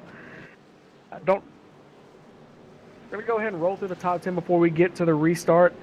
Ryan Steinacker is in the lead, first time he's led tonight. Ivan Jones in the second position. Curtis Aho in third. Chad Klinger in fourth. Jim Locking in the 91, haven't said his name all night, in the fifth position. David Gainforth in the 101 in sixth. Moses Nezrico in the seventh position. Philip Mayer in the 17 and eighth. Robert McFarland in ninth. Steve Cunningham in 10th. Sean Meyer, 11th. He dominated the first part of this race. Judd Danielson led early. He is 12th.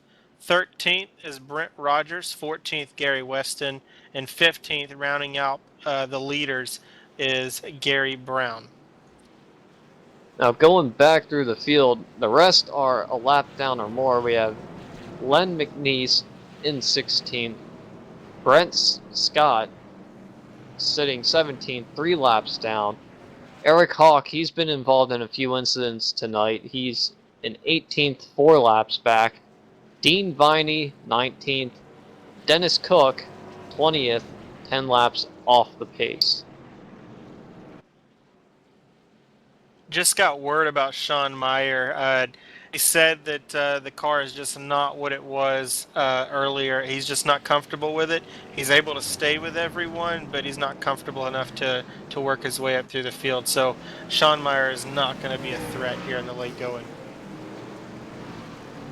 Well, we lost one threat, but we've got a full field of about 20 cars that are threats. They've been able to dodge all the bullets.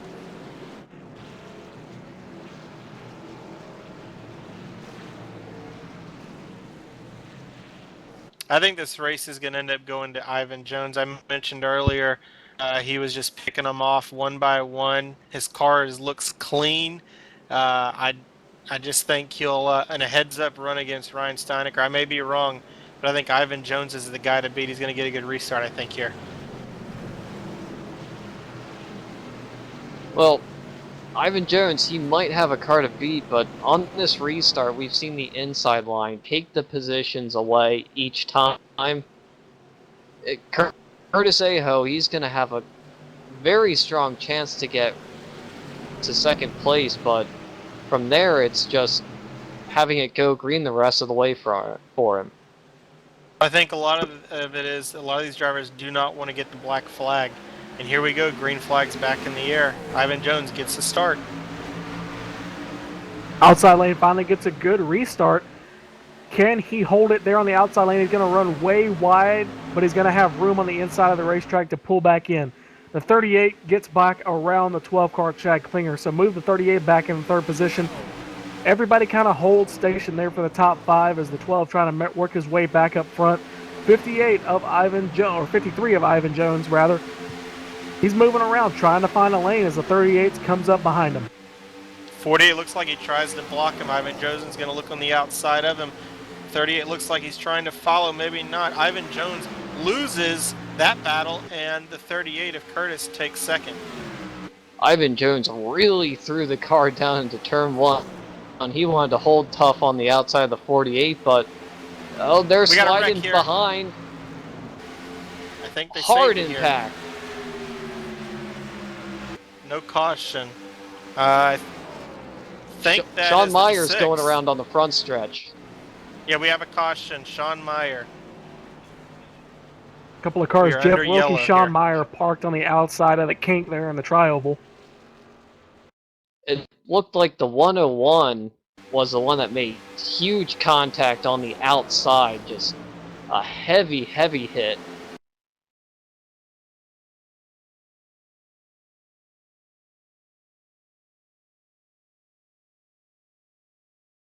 Wow, the rest of that wreck, though, looked like it was a case of guys just not wanting to check up. There was no caution at that point after the 101 hit the wall, and the 14 just runs over Sean Meyer just trying to get back up to speed. A lot of these guys' races just went from bad to worse. So that's terrible late in the going here. Very close to finishing it. I mean, I understand wanting to try and maximize your positions when there's trouble in front of you, but I don't know, just you just can't slam into the back of somebody when everyone else is checked up. That was a questionable move there by the 14. Yeah, you may gain 3 or 4 positions from guys slowing down, but it really doesn't matter when you're upside down against the wall.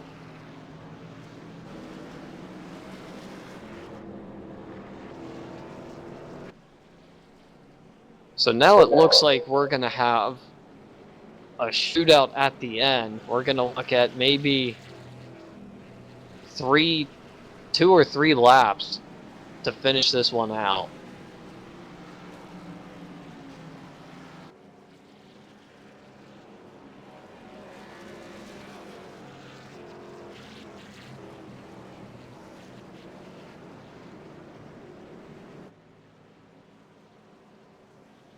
Yeah, I don't think we'll have a clean car left in this race unless you're out front leading.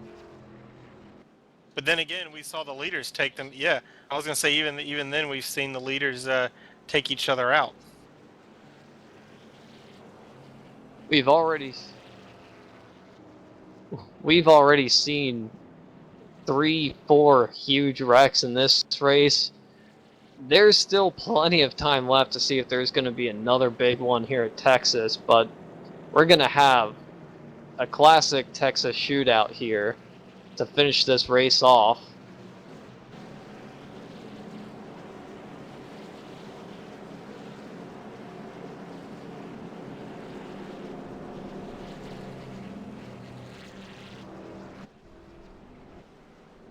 I can't wait to see what that 38 can do. He was working his way back up before we had that caution. I think we would have been able to get by for 48 or at least get to the back bumper. He's going to be on that outside again. Seems like the 38, every time he makes up a position, it bites him. Oh, I was going to say the 38 and the entire field was right on the back bumper of that 48 car.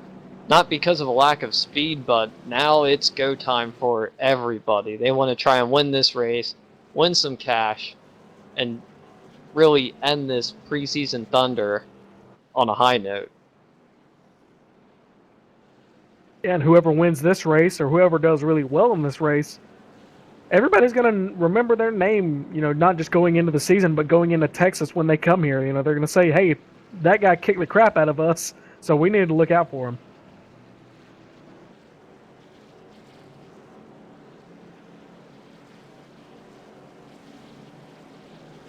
Well, who do you guys got? I'm afraid to make a pick because every time I make a pick, my pick ends up having trouble.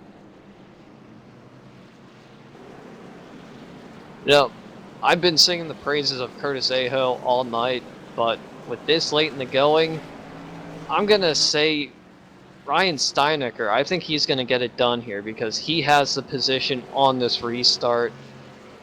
I want to say it finishes under green, but I'm just going to say it's going to be Ryan Steinecker under yellow. Yeah, Well, I really like to see the 38 pull this one out, but with 3 laps to go when we get the green flag, he doesn't have enough time, I don't think, to restart the race, stay on the outside, get to the inside, and then try and work his way around the 48. So, yeah, I think Steinacker's got this. I think we're just going to see very, very aggressive racing between these top 4 drivers, as well as into the middle pack. But I think a winner will come from someone inside that 4, and it's going to be very aggressive. Yeah, I think what we've been seeing all night is the leader on the outside, the second place driver, give the leader a lot of room going into 1, kind of run wide. I don't think we're going to see that now. I think it's go time, and we're not going to see that anymore. But we're going to have to wait and see. 48, he is going to lead the field back to green flag. Pace car pulls off. Green flag in the air, and 48 gets a good restart. Should give the 38 enough room to pull to the inside of the racetrack. 38 pulls right down behind the 48. He's right in the 41 going for a spin. Caution is out. That's going to hand like the win over to Ryan Steinecker.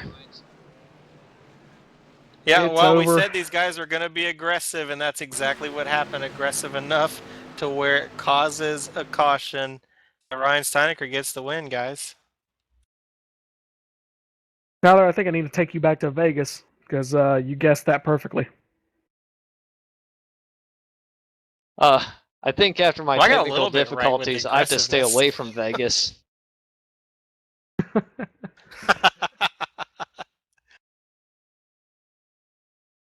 Looks like we're going to finish under the pace car here in Texas.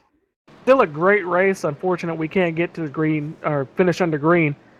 But it was good, hard racing up until about 20 laps to go, and then everybody just got really aggressive.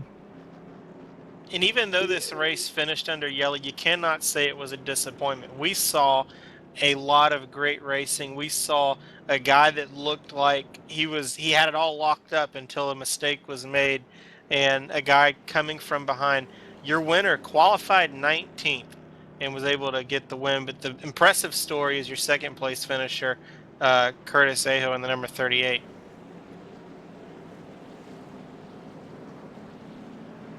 Yeah, as broadcasters, we're really not supposed to be biased, but I think all of us up here were kind of rooting for the 38. Yeah, just for the simple fact that he just came out here with no laps on his race car and just stunk up the show a little bit. No, of but course I think he also has to thank the drivers. The 2 leaders getting in a wreck there on the back straightaway. That kind of gave him the opportunity to be up here. I was just about to say there should be a footnote there because Sean Meyer just had the field beat the first half of the race, and just one little mistake and the entire race changed from there, the entire outlook. Well, Sean does not to be disappointed when he leaves here because, one, this is a season race, and not only that, he'll have something for these guys when they come back to Texas. So look for Sean Meyer to be one of the guys to beat in this Domino's TYJ season. He's been consistent in preseason Thunder, picking up some wins. He was consistent tonight until he ran into some trouble. So it's going to be a fun season, guys. I'm looking forward to it. Well, yeah, Ryan Steinecker is bored. Go ahead. He's bored. He's going to push the pace car across the start-finish line. Isn't there somewhere in the rules that says that illegal? But you know what's not illegal? The fact that Ryan Steinacker, his car, it was so good all night. He's going to pick up the win here in Texas. Looks like the 38's going to come congratulate him and then bow down.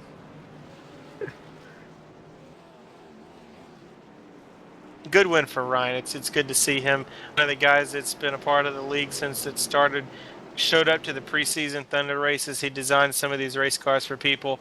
Good to get the win, bragging rights before the season starts. Little congratulations from the 17. Both winners tonight. 48 in the Cup race, 17 of Philip Meyer in the truck race. Well, as these guys get done with their cool down laps and the 48 is going to burn it down on the front straightaway, I think we're going to take a commercial break and get your winners and your top finishers and get them ready for interviews.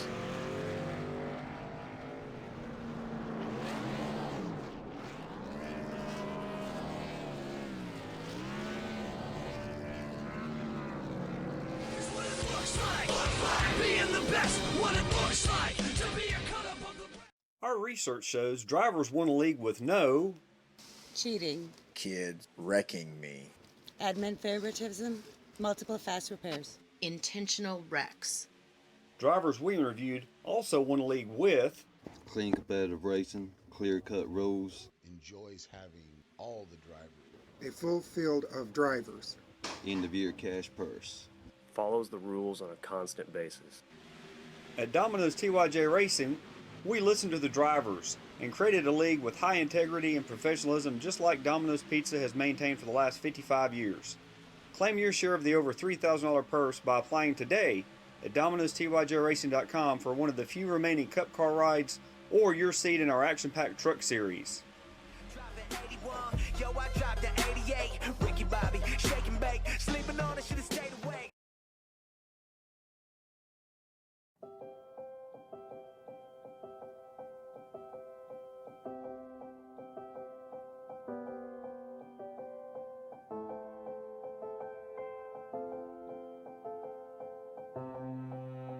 Trucking has always been a part of me. It started years ago when my dad and granddad were hauling vegetables to market in Liverpool. The family immigrated to Canada in the late 60s and settled near Alliston, Ontario. I bought my first truck in 1982 and Mercer Trucking was born. Today, Mercer Trucking has over 50 trucks in terminals in Toronto and Los Angeles. Our storage facilities at both terminals can handle any size of distribution needs throughout North America. We service the continental U.S., including Hawaii and Alaska. We run over 120,000 miles per month and some of the best equipment on the road. Am I done, or what do you guys need from me? We specialize in less than truckload shipments, show freight, we do rush team service deliveries, and haul your refrigerated or heated product. Our regular team service from Canada to California is second to none, and our staff and drivers are among the best in the business. I'm proud of our people and what they can achieve. Trucking is in my blood, it's my livelihood, and it's what I do best.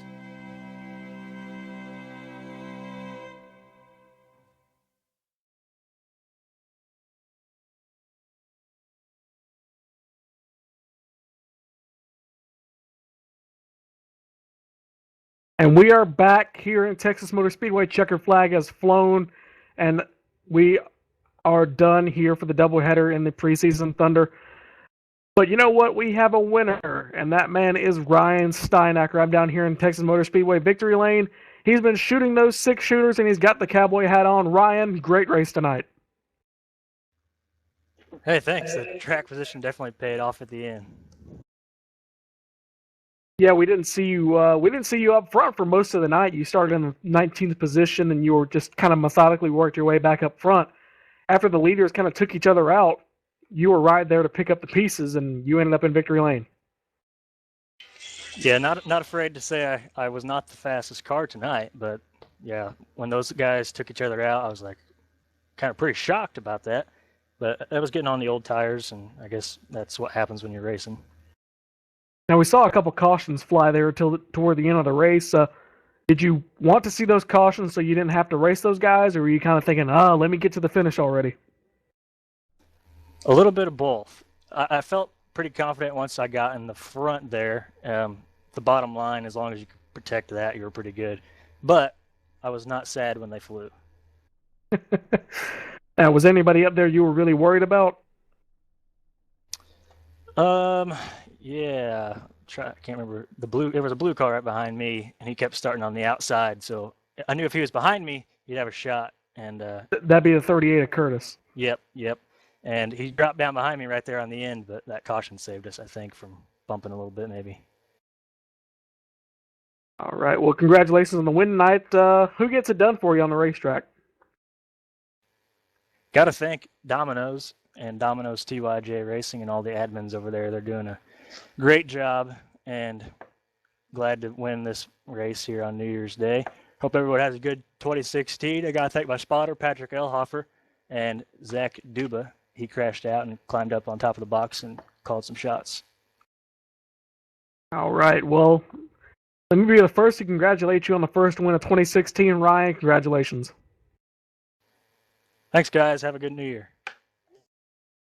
All right. And now I believe Bucky Burt has caught up with league admin Robert McFarland. Yeah, I'm down here with Robert. Robert, race was kind of all over the place. You were up front, fell to the back, got up front, and had a decent finish. Tell us a little bit about what you saw out there tonight.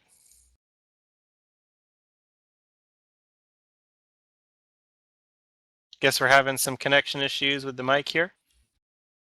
Here I am. Oh, Robert, yeah. Now we got it fixed here. Robert, your race was up in the night. You were up at the front, up at the back. Got up there and got a decent finish. Tell us what we saw tonight from your perspective. Yeah, thanks for having me. I had a great time tonight. This was just the second of a awesome doubleheader that we had today for the fans. We're happy they came in and viewed, and all the other folks that participated. Yeah, I had a good qualifying run. Started in the top 5, I think, and stayed up front for most of the race. You know, pit strategy came into play. Wore out my tires that first run early. Tried not to do that on the second run, but it's hard to do, you know, when you're running as fast as we are here at Texas with these weather conditions.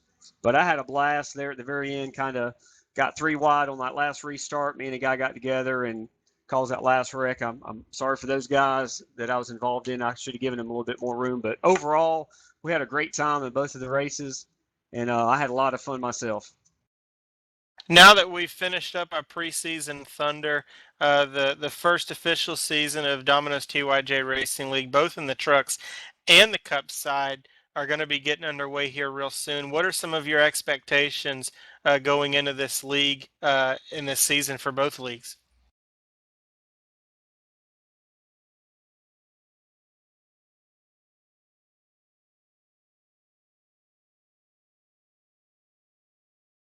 Robert, so, yeah, I got you. I got you. Some of that. You're going to see some more hard charge and clean racing that follow clear-cut rules. We don't do things like clear black flags for folks.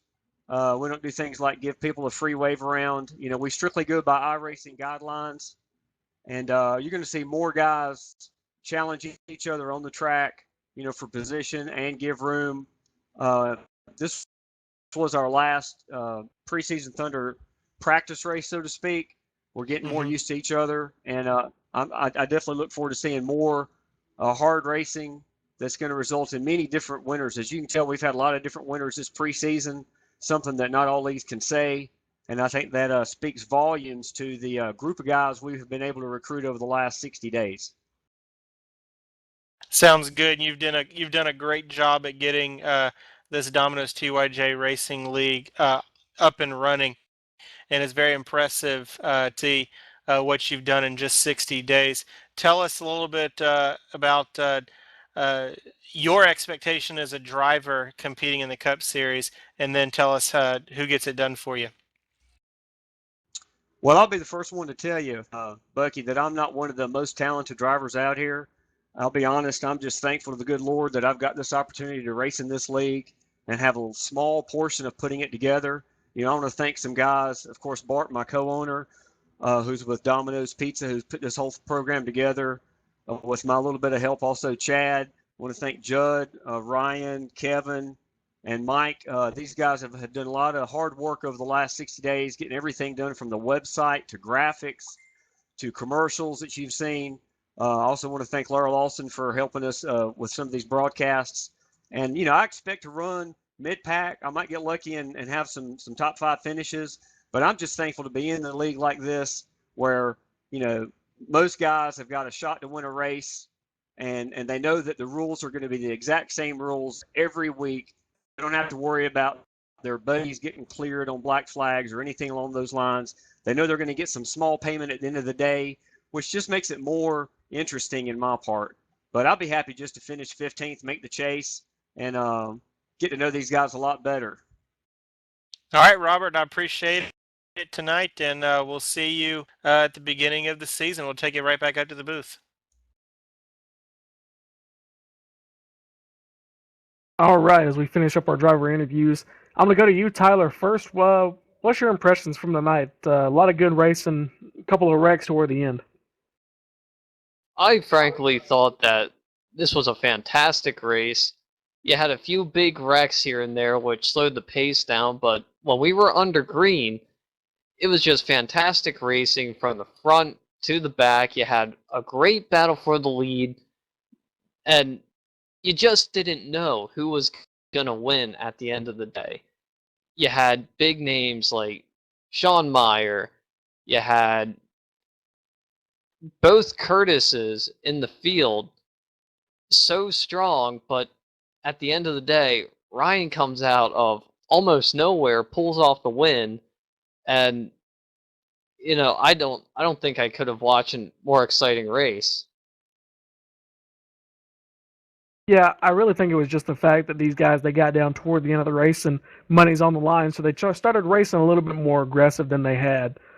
And, that's just the product of, a late race restart and stuff like that. Right. A little bit of technical difficulties. Overlay crashed. Not going to get the results to you. But, Bucky, I know you're a veteran of this series, racing the truck series. You had a tough night in the truck series at Vegas. Are you proud to be racing with these guys? Oh, most definitely. And yes, I did have a tough race. I qualified up front, which was honestly a surprise. I like to start in the back so I can just kind of see how the race shapes out, let some of the goers go, and I start to come. But it was a fun race to watch while I was having repairs done to my truck. But it was just one of those racing deals. I am fortunate to be a part of a great league in Domino's TYJ. Being able to help you guys up in the booth call the cup side and me be a racer. On the trucks, it truly is a fun experience and great racing, great race car drivers, some of the best on iRacing. It doesn't matter, you don't have to be a pro driver to be great on iRacing, and we have a ton of fun. I'm very thankful that I'm considered to be a part of something with this league, and I look forward to many great successes in this league, and especially with LSRTV. Teaming up to broadcast these races. Well, thank you. We're proud to broadcast this series. As we close out our broadcast tonight, we'd like to thank the sponsor of the race, Pit Stops for Hope, and we'd also like to thank the sponsor of the series, Domino's. On behalf of LSRTV, you can find post-race recaps, news, and other press going on LSRTV and LSRTV2 through our partners at Race Chaser Online and at racechaseronline.com or InRacing News at iRacing.com/InRacing News. We'd like to congratulate Ryan Steinacker for his win. We'd like to thank you on behalf of me, Gabriel Wood, Tyler Herr, and Bucky Burt. We'd like to close out our broadcast tonight by saying, welcome to 2016. We're glad you could join us. Good night.